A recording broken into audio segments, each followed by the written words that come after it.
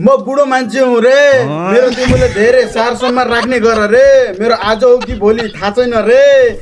त्यसैले मलाई टन्न रेगुलर मासु खिलाउने गर रे, नत्र भने भत्ता मिल्यो भने तिमीलाई दिन्न रे। म बुढो मान्छेको तिमीले इज्जत गर्न सिक रे, मेरा बत्ती जाँछन्, मैले मन्त्र फुकेर आएन भने श्राप लाग्छ रे।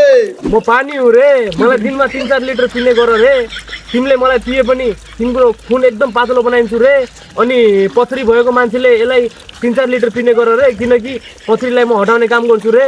अनि शरीरमा अन्य रोगहरूबाट बचाउँछु रे, तिमीहरूको शरीर डिहाइड्रेट हुन दिन्न रे।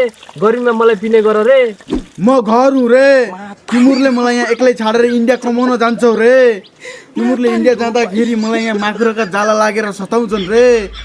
यहाँ रातिका 12 बजे अनन कपालहरू आएर डेटिङ बस्छन् रे। यहाँ मुसाका यत्रा दुला बनाएका छन् रे।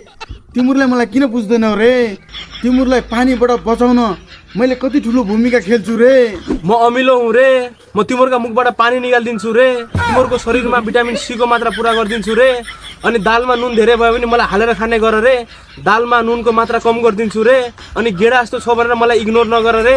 क्यामेराम्यान तेरा मुखबाट पानी आयो कि नै रे?